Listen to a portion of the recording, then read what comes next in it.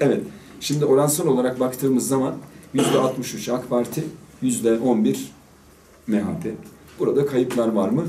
Doğrusunu söylemek gerekirse tabii ki var. Yani Amerika'yı yeniden keşfetmenin fazla bir mantığı yok. Ama 1 Kasım seçimleri, 7 Haziran seçimlerinin konjonktürel olarak bakıldığı zaman kendi içerisinde farklı değerlendirilmesi lazım. Bugün itibariyle bu seçimlerin kendi içerisinde çok farklı bir şekilde değerlendirilmesi lazım. Çünkü ikisi aynı seçim değil. Bir tanesi Türkiye'de bir sistem değişikliğiyle alakalı bir süreçten bahsediyoruz. Kendinizi anlatmanızdan bahsediyoruz. 55 günlük süreç içerisinde bunu anlatmanız gerekiyor.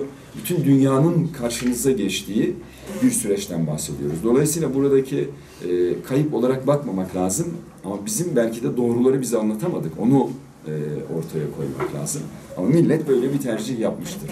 Bu tercih, efendim bu kayıp şuradan oldu, buradan oldu, AK Parti'den oldu, MHP'den oldu diye konuya girersek ben bunun doğru olmadığını düşünüyorum. Çünkü doğrusu da bu değil. Herkes değerlendirecek. Herkes kendi içerisinde değerlendirecektir. Ben dedim biraz önce, biz kendi içimizde değerlendirmek zorundayız. Biz kendi hatalarımızı görmek zorundayız. Onlar da kendi açısından bakması lazım.